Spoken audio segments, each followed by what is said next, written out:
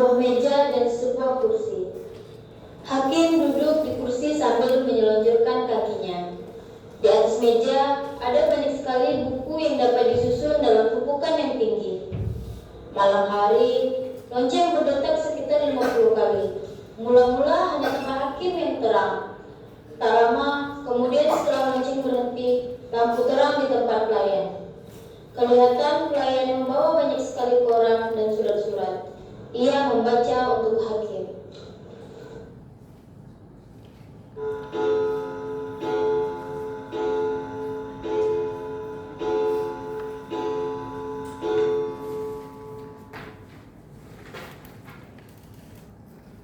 Tajuk sinar sore di Caman.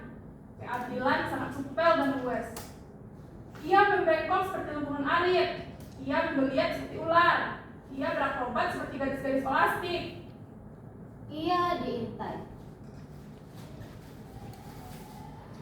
Kompas dalam pojoknya berkata, keadilan bersenjata, kebijaksanaan memihak, konsepsi tua yang berhormat, hakim kikuk, itulah corong pengadilan kini. Konsepsi tua yang runtuh.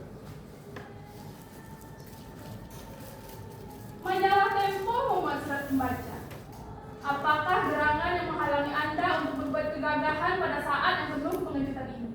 Konon, Anda pendekar masa lampau, terdobrak tradisi.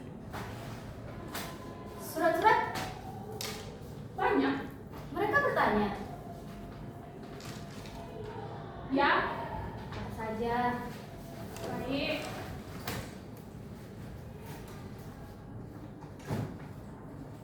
Ibu ingin kopi, madu atau susu? Mason. Sekarang.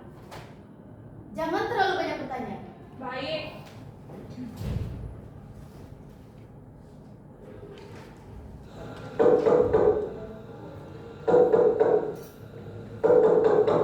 Saya ingin bertemu dengan rakyat. Saya ini bagaimana anak diminum jus menginapkan dulu, makanya ingin bertemu. Buka pintunya.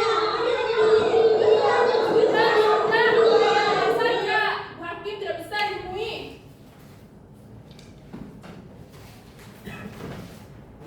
Setting berpindah ke ruang pengadilan. Jaksa mulai membacakan tuntutan kepada terdakwa, seorang pemuda bernama Ali. Jaksa menuntut Ali dihukum 15 atau 20 tahun penjara.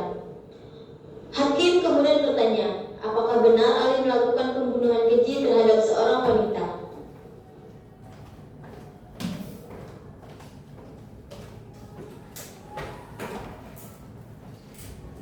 Jaksa penuntut umum, silakan.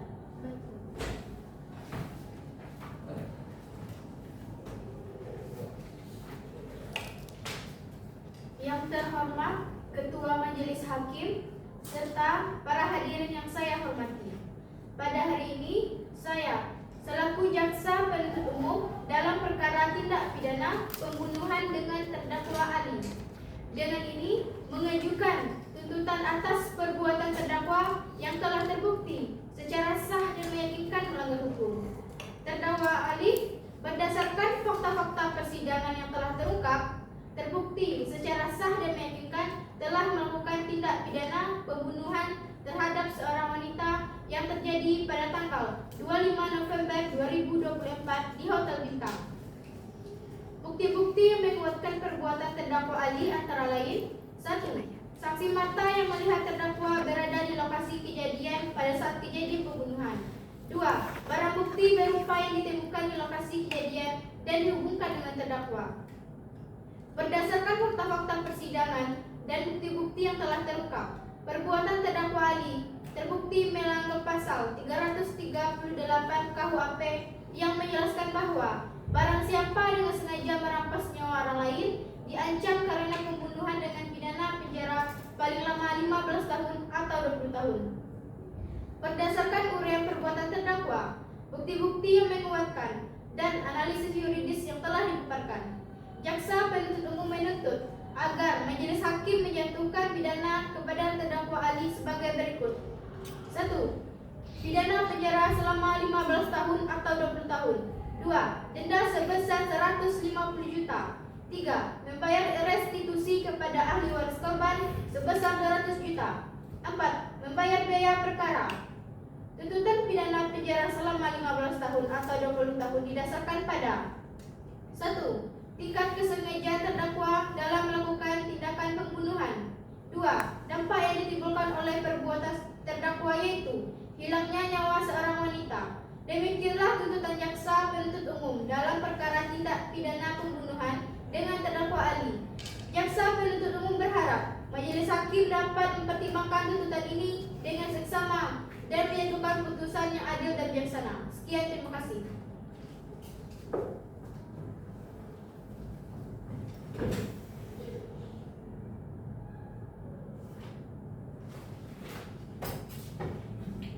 Betul saudara melakukan itu?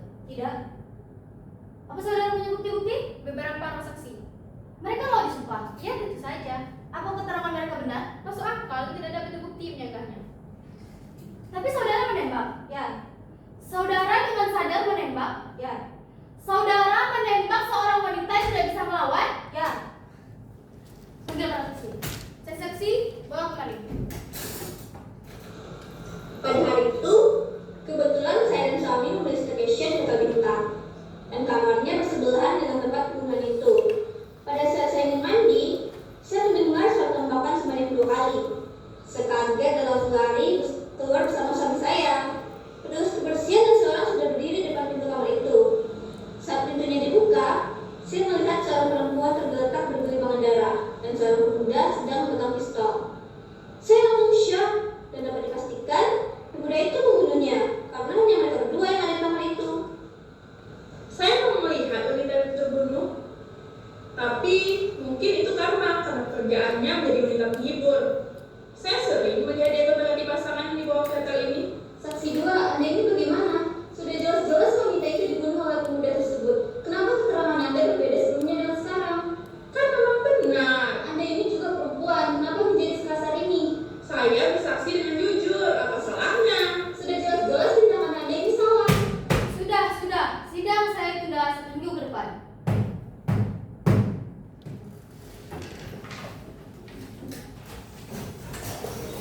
Setting berpindah ke rumah hakim.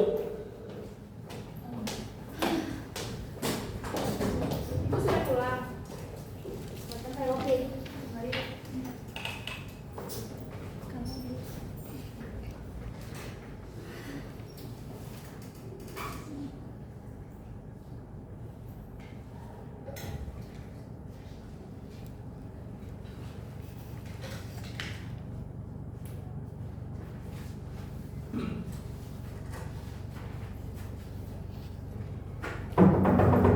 Permisi.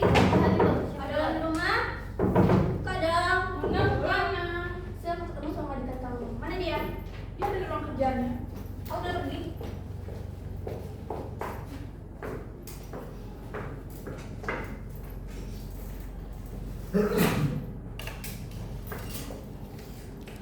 Melakukan perkara berarti melupakannya sama.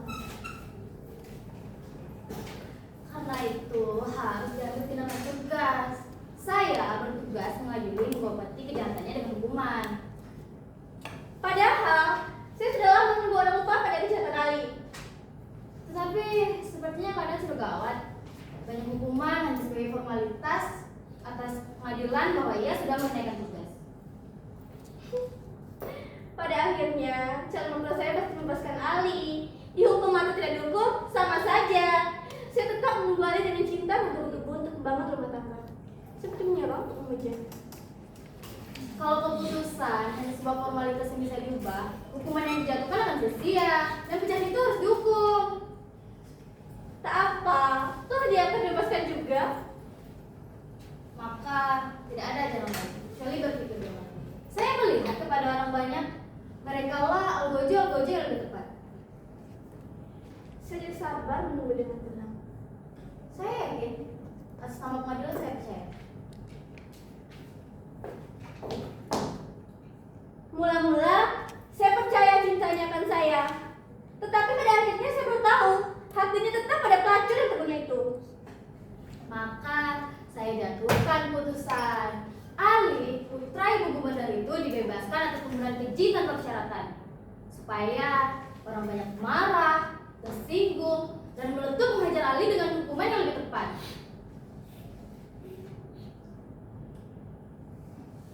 Saya meletup seperti gunung meletus. Saya malu, saya keki, saya merasa sangat kecewa, dan merasa sangat terhina. Lalu apa? Saya racun dia sampai mati. Dasar pelatih Ayolah kak, baiklah apa boleh buat? Ayo, tunggu dulu. Cepat, aku sudah banyak tertuan sia-sia. Hati-hati, Bu. Ayo tidak lagi. Cepat sebelum terjadi bencana. Ayo, tunggu dong. Semalam suntuk, Ibu tidak tidur. Sekarang sudah sempat mandi, belum sarapan, sudah harus berangkat. Boleh saya bantu? Kasihan. Saya bercemas kalau Ibu tidak selesai. Ternyata beres juga. Satu pekerjaan lagi selesai. Semua orang hanya tahu beresnya. Nanti Ibu sudah bawa lagi pekerjaan baru. Tapi tak apa kalau memang semangat. Saya hanya bisa berdoa. Saya sering mencatatkan itu pas sasket selesai dipakai. Mula-mula saya kira keringat. Kemudian ternyata seperti air mata. Belakangan ini seperti darah. Saya yakin tiga-tiganya. Jangan ragu-ragu, ini semua akan sia-sia kalau ragu. Laksanakan saja sesuai rencana. Jangan pedulikan sahabat. Ini tugas, siap ya? Terlambat ya? Belum. Maaf telat. Matanya buruan. Ini semua. Teruskan. Berhasil juga kan? Yang paling bawah apa? Pengorbanan yang abadi.